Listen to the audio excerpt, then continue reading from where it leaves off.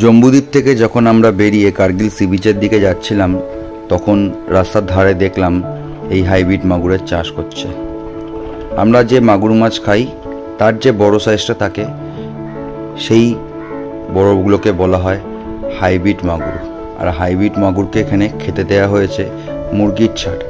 আমাদের এখানে মুরগি কাটা হয়ে গেলে পরে তার ছাল বা বাদবাকি যে অংশগুলো ফেলে দেওয়া হয়, সেইগুলোকে এনারা কিনে নিয়ে যান এবং নিয়ে গিয়ে এই হাইব্রিড মাগুরকে খাওয়ার হিসেবে দিয়ে থাকেন।